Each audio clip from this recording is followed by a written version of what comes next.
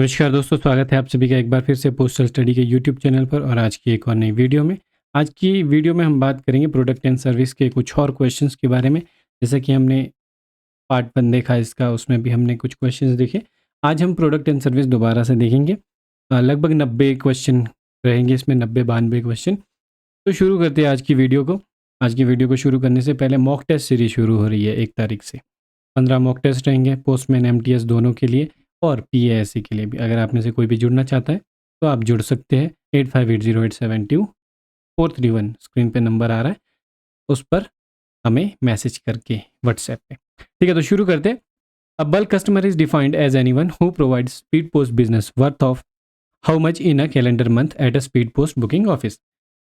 तो ग्राहक को ऐसे किसी व्यक्ति के रूप में परिभाषित किया जाता है जो स्पीड पोस्ट बुकिंग कार्यालय में कैलेंडर माह में कितने मूल्य का स्पीड पोस्ट व्यवसाय प्रदान करता है। ठीक है, तो 4 ऑप्शन है, 5,000, 10,000, 15,000 या फिर 20,000। तो राइट आंसर क्या है?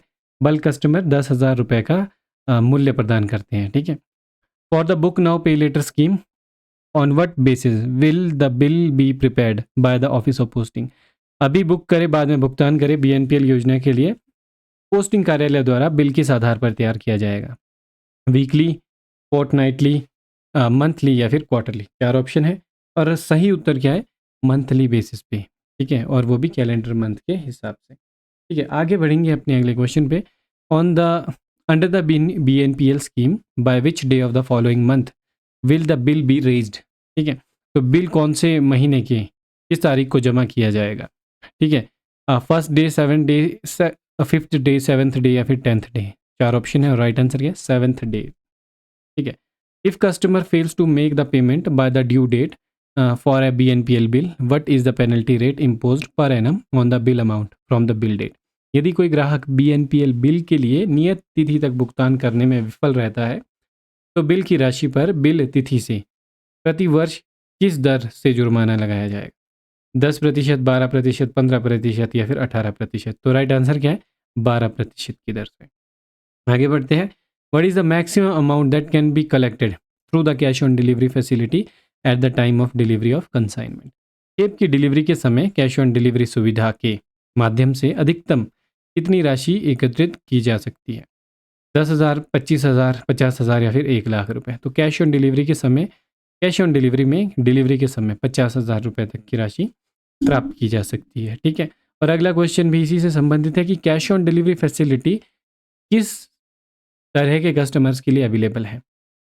ठीक है, business parcel and express parcel customers के लिए, स्पीड पोस्ट कस्टमर के लिए, बिजनेस पार्सल, एक्सप्रेस पार्सल और स्पीड पोस्ट कस्टमर्स के लिए, या फिर रजिस्टर्ड पोस्ट कस्टमर्स के लिए। तो राइट आंसर क्या है? बिजनेस पार्सल, एक्सप्रेस पार्सल और स्पीड पोस्ट कस्टमर्स के लिए। For cash on delivery article, if the COD value to be recovered from the addressee is up to 6,500, what is the COD fees? Cash on delivery वाले लेखों के लिए यदि प्राप्तकर्ता से वसूल की जाने वाली राशि 6500 रुपये तक है तो COD शुल्क क्या है? 1% of the value of COD value recovered, 1.6% of the COD value recovered. ठीक है, 100 रुपीज़ या फिर 100 रुपीज़ प्लस 1% अमाउंट एग्जिटिंग 6,500। तो राइट आंसर क्या है? 6500 रुपये तक है अगर तो 1.6% COD वैल्यू का राइट आंसर है। और जब 6500 से ऊपर होता है तो ऑप्शन नंबर डी है जो वो सही होता है। ठीक है, आगे बढ़ते हैं अपने अगले क्वेश्चन पे। What is the minimum quantity of article to be posted at a time in bill mail service. Bill mail सेवा में एक समय पर पोस्ट किए जाने वाले लेखों की न्यूनतम संख्या क्या है? ठीक है, बिल मेल सेवा जो है वो डिसकॉन्टिन्यू हो चुकी है, फिर भी एग्ज़ाम में कभी कभी पूछा जा सकता है। ठीक है, तो राइट आंसर क्या रहेगा? 10, 1,000, 2,500, 5,000, 10,000। तो राइट आंसर है 5,000। ठीक है, what is the postage charges for bill mail service up to 50 grams. ठीक है, तो पहले जो 50 ग्राम है, 50 ग्राम तक के लिए बिल मेल सेवा के लिए शुल्क क्या है? डाक शुल्क 2 रुपये, 3 रुपये, 5 रुपये या फिर 10 रुपये। तो राइट आंसर क्या है? 2 रुपये पहले। ठीक है, पहले 50 ग्राम के लिए 3 रुपये, उसके बाद के हर एक 50 ग्राम या फिर उसके पार्ट के लिए 2 रुपये। ठीक है, आगे बढ़ते हैं अपने अगले क्वेश्चन पे। Under bill mail service are credit facility available. तो बिल मेल सेवा के अंदर क्रेडिट फैसिलिटी जो है वो अवेलेबल नहीं है। ठीक है, आगे बढ़ते हैं। What is the minimum quantity to be posted at a time for national bill mail service, NBMS। ठीक है, नेशनल बिल मेल लेखों को एक समय पर पोस्ट किए जाने वाली न्यूनतम मात्रा कितनी है? 5,000, 7,500, 10,000 या फिर 15,000। तो राइट आंसर है बिल मेल के लिए 5,000, नेशनल बिल मेल सर्विस के लिए 10,000। Direct post was introduced by the department of post on which date. डाक विभाग द्वारा डायरेक्ट पोस्ट की शुरुआत किस तारीख को की गई थी? 2 जून 2000, 1 जनवरी 2005, 2 जून 2005 या फिर दिसंबर 31st। ठीक है, दिसंबर 31st और आगे क्या है 2010। ठीक है, क्वेश्चन नंबर 12 और राइट आंसर क्या है? 2 जून 2005 को। ठीक है, ऑप्शन नंबर सी। आगे बढ़ते हैं। What is the minimum quantity of pieces that can be accepted under direct post. तो डायरेक्ट पोस्ट के तहत न्यूनतम कितने जो है पीसेस वो स्वीकार किए जा सकते हैं? 4 ऑप्शन है, 500, 1,000, 2,000 या फिर 5,000। और राइट आंसर है 1,000। ठीक है, और डायरेक्ट पोस्ट के जो आर्टिकल होते हैं A3 साइज वैल्यू होती, A3 साइज तक के होते हैं, है ना। ये भी एग्जाम में बहुत पूछा जाता है A3 size paper. For article, for direct post article what is the price per article for the first 20 gram for local article. Direct post के लेखों के लिए, स्थानीय लेखों के लिए पहले 20 ग्राम के लिए प्रति लेख मूल्य क्या है? 1 रुपये, 1.5 रुपये, 2 रुपये, 2.5 रुपये। तो स्थानीय के लिए प्रति लेख 1 रुपये 50 पैसा है।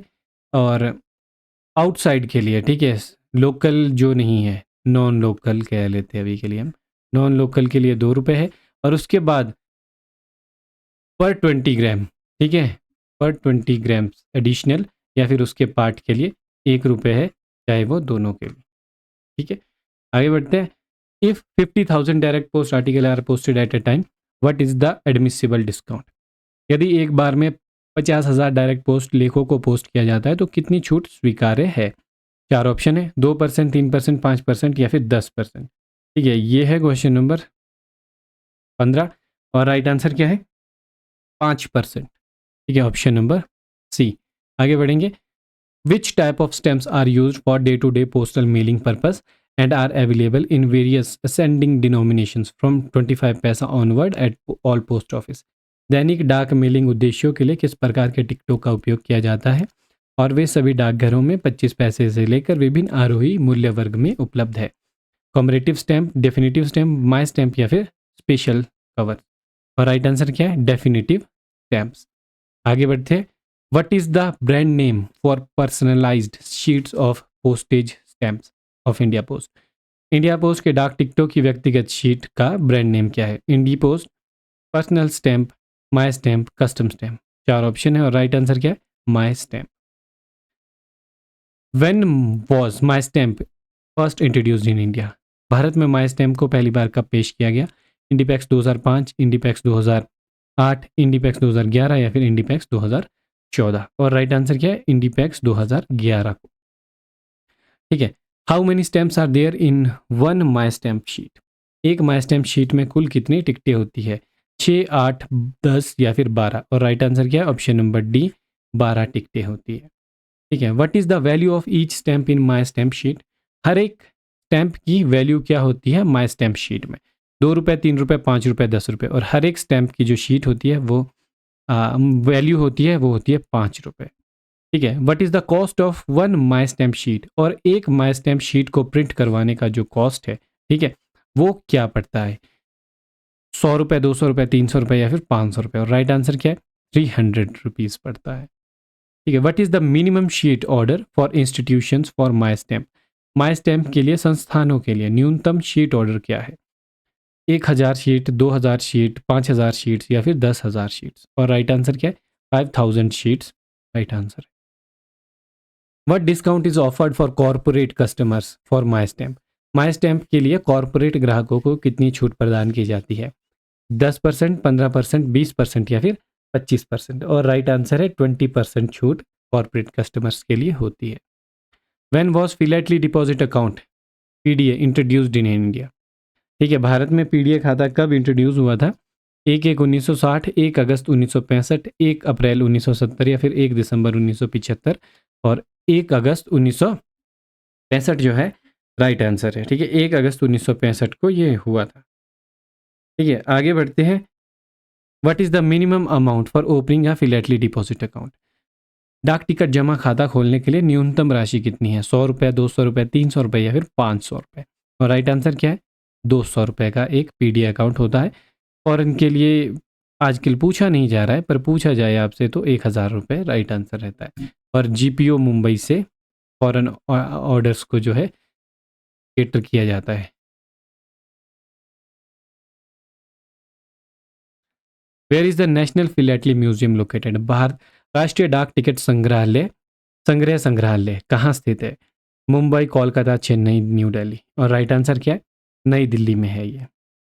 Since which year are all commemorative stamps available in chronological order at the national philately museum? ठीक है, एग्जाम में पूछा जा सकता है। राष्ट्रीय डाक टिकट संग्रहालय में किस वर्ष से सभी स्मारक टिकटें कालानुक्रमिक क्रम में उपलब्ध है?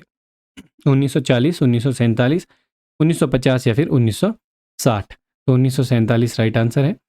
How long does My Stamp printing takes at a national philately museum? राष्ट्रीय डाक टिकट संग्रहालय में माई स्टैम्प मुद्रण में कितना समय लगता है? 5 से 10 मिनट, 10 से 15 मिनट, 15 से 20 मिनट या फिर 20 से 30 मिनट? तो 5 से 10 मिनट में हो जाता है काम। Deendayal Sparsh Yojana is a scholarship for promotion of aptitude and research in stamps as a hobby. For which classes in this is this scholarship scheme launched? Deendayal Sparsh Yojana एक शौक के रूप में टिकटों में योग्यता और अनुसंधान को बढ़ावा देने के लिए एक छात्रवृत्ति है। यह छात्रवृत्ति योजना किन कक्षाओं के लिए शुरू की गई थी? 1st से 5th के बच्चों के लिए, 6th to 9th क्लास के बच्चों के लिए, 10th to 12th क्लास के बच्चों के लिए या फिर अंडर ग्रेजुएट स्टूडेंट्स के लिए? तो राइट आंसर क्या है? 6th से 9th क्लास के बच्चों के लिए। What is the annual scholarship amount under the Deendayal Sparsh योजना? दीनदयाल स्पर्श योजना के तहत वार्षिक छात्रवृत्ति राशि कितनी है? 3000, 5000, 6000 या फिर 12000? तो राइट आंसर क्या है? 6500 रुपये monthly. What is the age eligibility for national pension scheme? राष्ट्रीय पेंशन प्रणाली के लिए आयु पात्रता क्या है? 18 से 60, 18 से 65, 18 से 70 या फिर 21 से 70 साल? 4 ऑप्शन है आपके पास और राइट आंसर क्या है? 18 से 65 साल। ठीक है, आगे बढ़ते हैं अपने अगले क्वेश्चन पे। What is the minimum initial contribution to open a tier 1 account in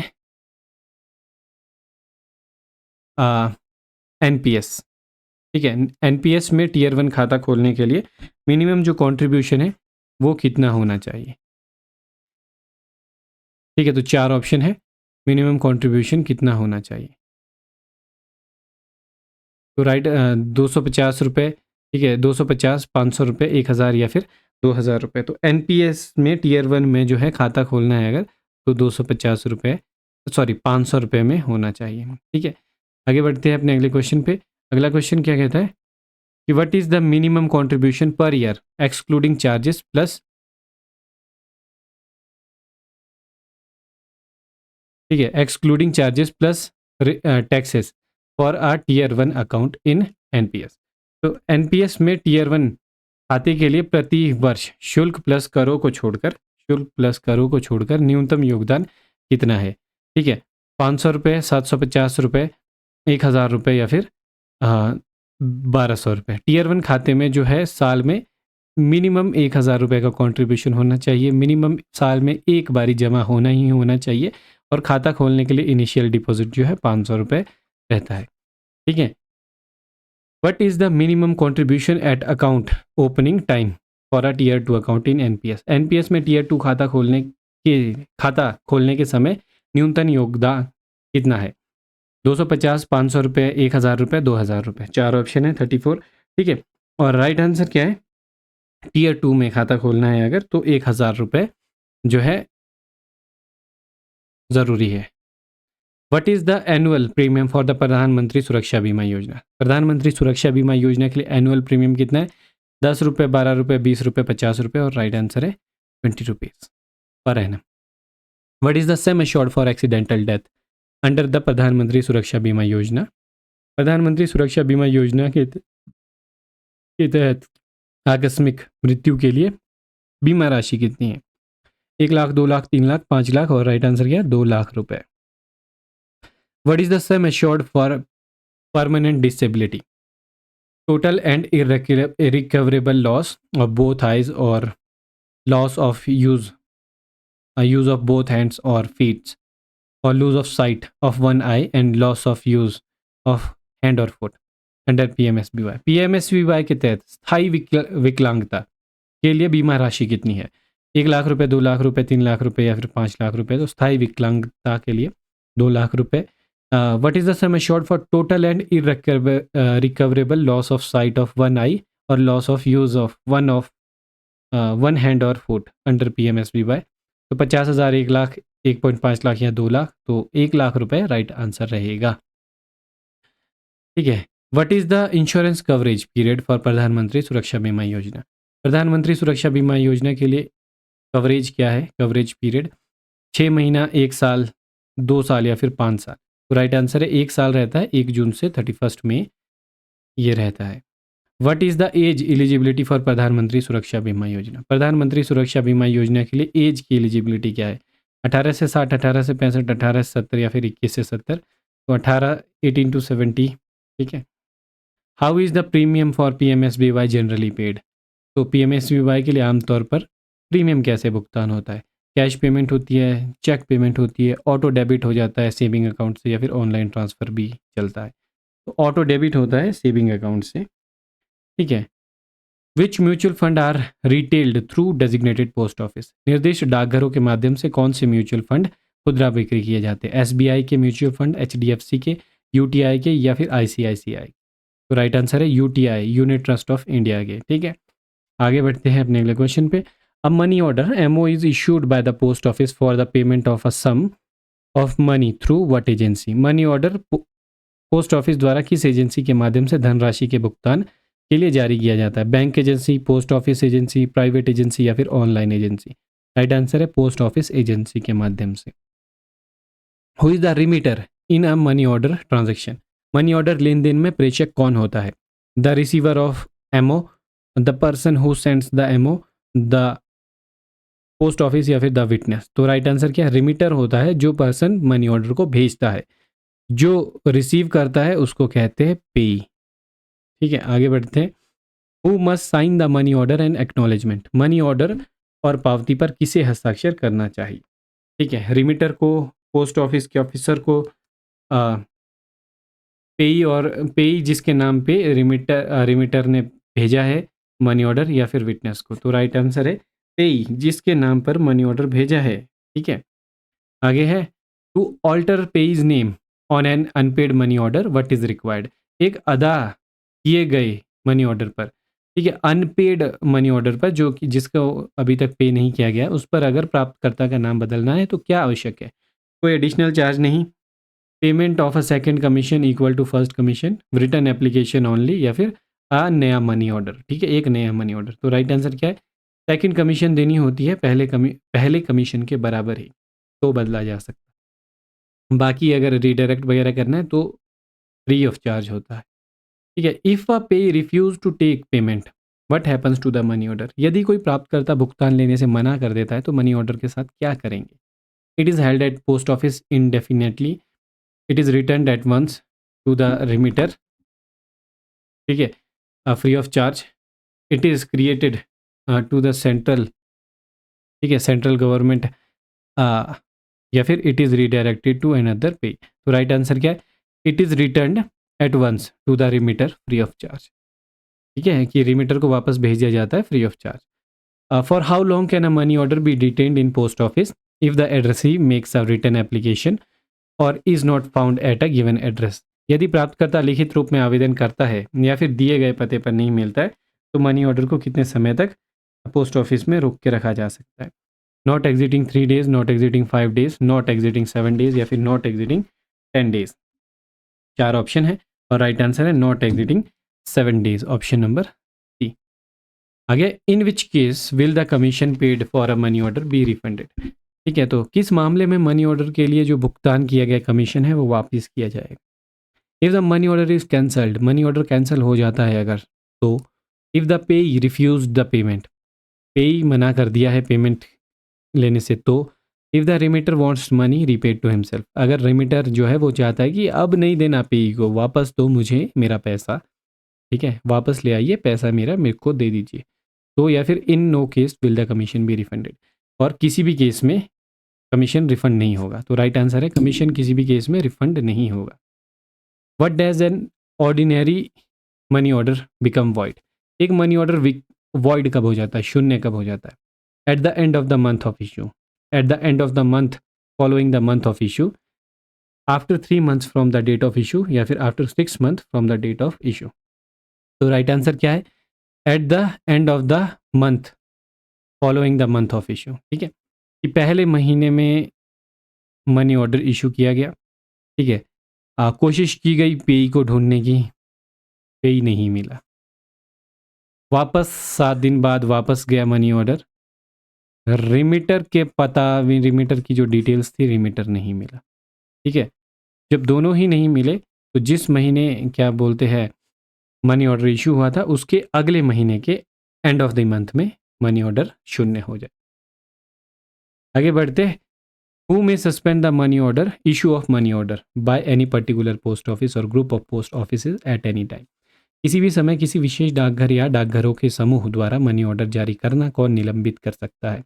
local post master, head of the postal circle, the director general of post, या फिर द मिनिस्टर ऑफ फाइनेंस। तो राइट आंसर क्या है? Director general of post कर सकते हैं, ठीक है। आगे बढ़ते हैं। When was the electronic money order EMO service introduced, electronic money order सेवा कब शुरू की गई थी?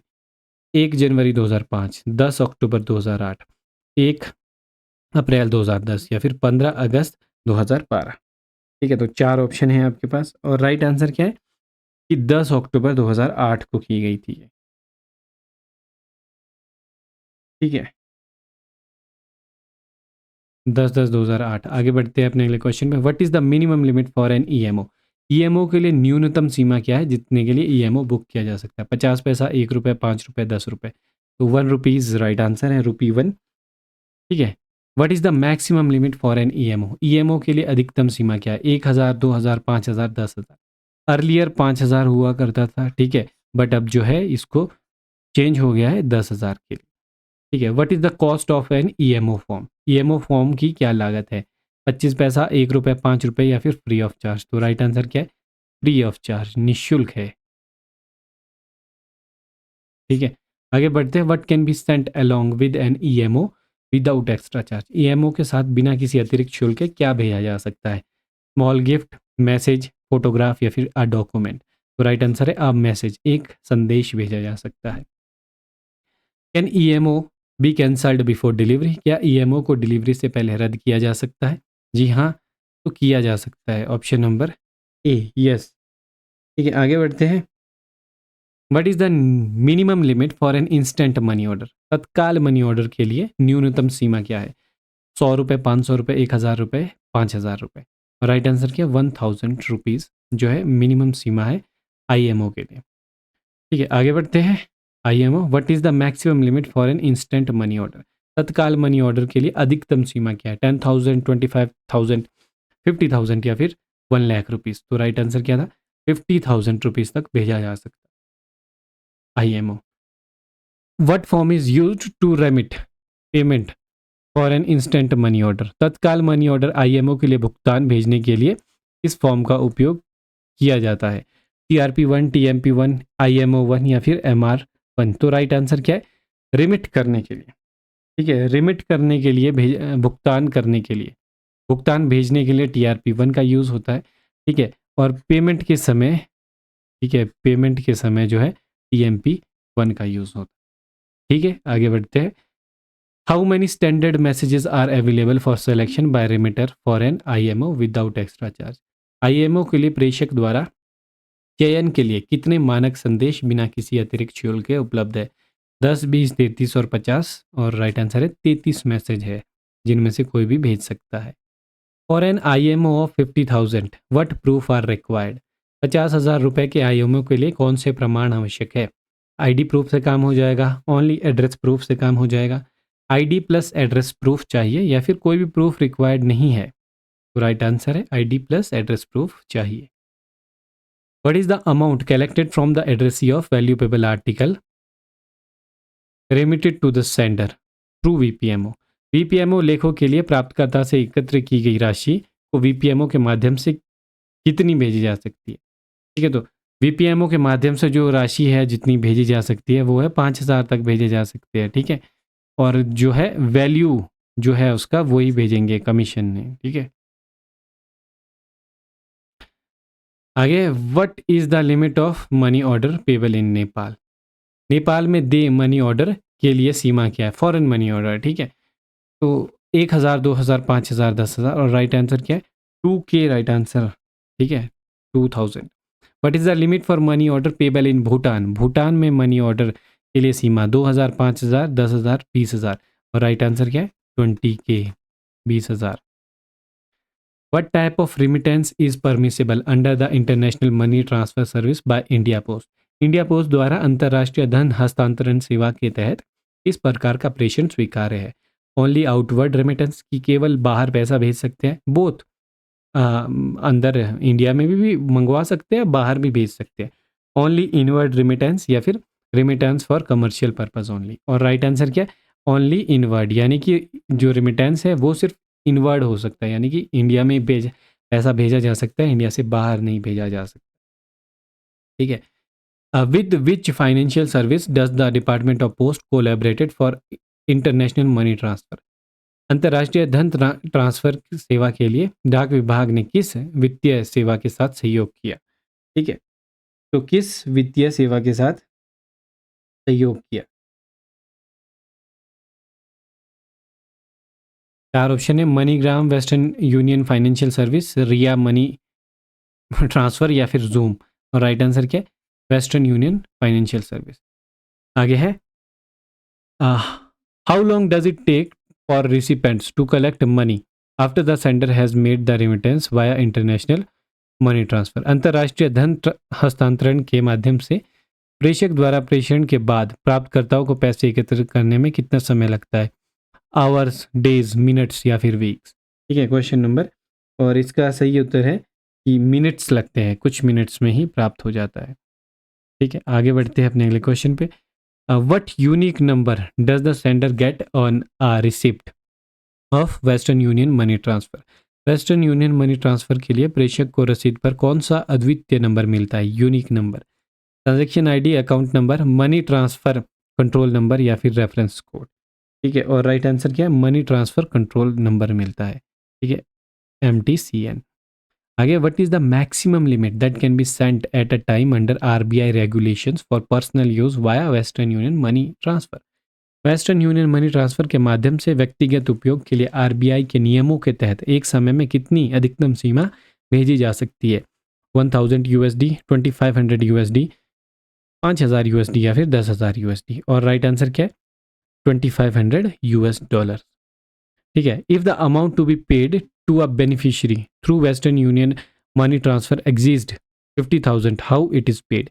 यदि वेस्टर्न यूनियन मनी ट्रांसफर के माध्यम से लाभार्थी को भुगतान की जाने वाली राशि 50,000 रुपये से अधिक है तो इसका भुगतान कैसे होगा, ओनली कैश में होगा, चेक या फिर डिपॉजिट होगा उनके SBI अकाउंट में, ओनली थ्रू ऑनलाइन ट्रांसफर या फिर पे ही नहीं हो सकता है 50,000 से ऊपर। तो राइट आंसर क्या है बाय चेक और डिपॉजिट इनटू SBI अकाउंट। ठीक है, और अगर ये क्या बोलते हैं फॉरेनर है, ठीक है, या फिर फॉरेनर स्टूडेंट्स है तो उनको 50,000 से ज़्यादा राशि भी कैश से दी जा सकती है। ठीक है, how many transaction can a single beneficiary receive in a calendar year via western Union money transfer. ठीक है, वेस्टर्न यूनियन मनी ट्रांसफर के माध्यम से एक कैलेंडर वर्ष में एक लाभार्थी कितने लेन देन प्राप्त कर सकता है, 10, 20, 30 या फिर कोई भी लिमिट नहीं है। और सही उत्तर क्या है 30 ट्रांजेक्शन्स पर calendar year. What is IFS, international financial system money order is. IFS money order क्या है, a software developed by department of post, a software developed by UPU, a service for outward remittance from India, a collaboration with a private financial service। ठीक है, तो a software developed by UPU है ये। ठीक है, आगे बढ़ते। What with which country is the IFS money order service operational? IFS money order सेवा किन देशों के साथ चालू है, USA, UK, La Poste group, France and UAE, Germany and Canada, Japan and Australia. और राइट आंसर क्या है? La Poste group, France and UAE. Is the IFS money order service India post own service? ठीक है, तो ये बिल्कुल सही है। क्या आईएफएस मनी ऑर्डर सेवा इंडिया पोस्ट की अपनी सेवा है? तो हाँ, अपनी सेवा है। What is the maximum inward limit पर रेमिटेंस फॉर आईएफएस एमओ? तो विदेश से जितना भी पैसा आता है, चाहे वो किसी भी माध्यम से आ रहा है, तो आरबीआई की ये रेगुलेशंस है कि किसी भी व्यक्ति को जो है ये जो 30 ट्रांजैक्शन पर कैलेंडर ईयर हो गया, ठीक है, और 2500 यूएसडी हो गया, तो ये आरबीआई की रेगुलेशंस है, तो इसके ऊपर कोई कुछ नहीं कर सकता है। तो ये राइट आंसर होगा 2500 USD. How many remittances can a single recipient receive by IFS MO? ठीक है, एक प्राप्तकर्ता आईएफएस एमओ के माध्यम से कितने प्रेषण प्राप्त कर सकता है? 10, 20, 30 या फिर कोई लिमिट नहीं है, तो 30 ट्रांजैक्शन है जो प्राप्त कर सकता है। ठीक है, और अर्जेंट आईएफएस एमओ दो प्रकार के होते हैं, ये अर्जेंट होता है और नॉर्मल होता है। ठीक है, what is the timeline for payment from receipt in India? तत्काल आईएफएस एमओ के लिए भारत में प्राप्ति से भुगतान की समय सीमा क्या है? 1 कैलेंडर दिन, 2 कैलेंडर डे, 5 कैलेंडर डे या फिर 7 कैलेंडर डे?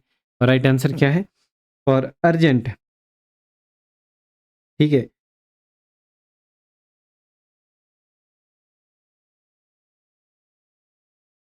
ठीक है, तो 5 कैलेंडर डेज।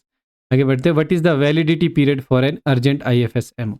वैलिडिटी पीरियड क्या है अर्जेंट आईएफएस एमओ के लिए? 15 दिन, 30 दिन, 45 कैलेंडर डेज या फिर, ठीक है, 60 डेज? तो राइट आंसर क्या है? 30 डेज। ठीक है, 30 डेज अर्जेंट के लिए है वैलिडिटी पीरियड। और for IFS normal, IFS MO, normal IFS MO, timeline for received from receipt in India, सामान्य आईएफएस एमओ के लिए, ठीक है, भुगतान की समय सीमा क्या है? भारत में भुगतान की समय सीमा क्या है? ठीक है, तो वो सामान्य के लिए है 7 डेज, अर्जेंट के लिए 5 डेज। आगे बढ़ते हैं, what is the validity period of a normal IFS MO? Validity period क्या है? 30 कैलेंडर डेज, 45, 60 या फिर 90? तो नॉर्मल एमओ जो है उसके लिए है 45 calendar days validity period. For a normal IFS MO, if the amount is up to 20,000, how it is paid? अगर एक सामान्य आईएफएस एमओ है और राशि जो पे करनी है वो 20,000 रुपये तक है, तो इसका भुगतान कैसे किया जाएगा? At post office only, by direct bank transfer, at door step of the payee by postman, through online payment? 4 option है और राइट आंसर क्या है? At the door step of the payee by postman. Who books family allotment money order? परिवार आवंटन money order कौन book करता है? Private citizen, banks, defence authorities या फिर गवर्नमेंट डिपार्टमेंट? और राइट आंसर क्या है? Defence authorities. ठीक है, आगे बढ़ते हैं अपने अगले क्वेश्चन पे। डिफेंस अथॉरिटीज़ हो गया।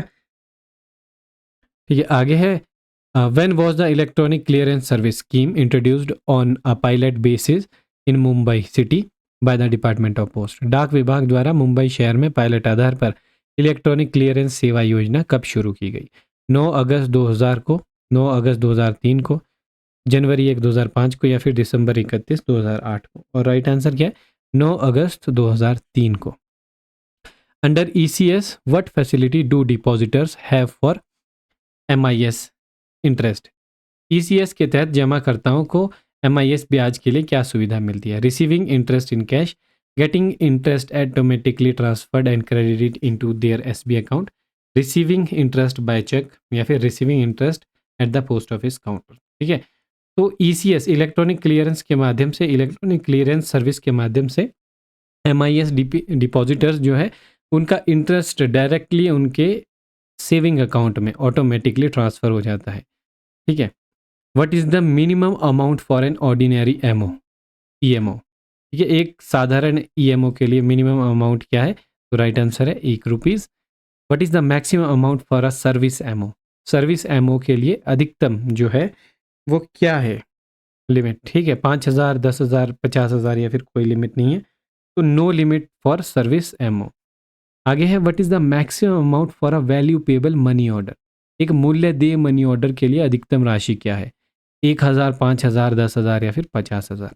ठीक है, तो वैल्यू पेबल मनी ऑर्डर, ठीक है, 5,000, जिसको कि अब COD रिटेल, COD MOB कहेंगे। ठीक है, COD रिटेल मनी ऑर्डर।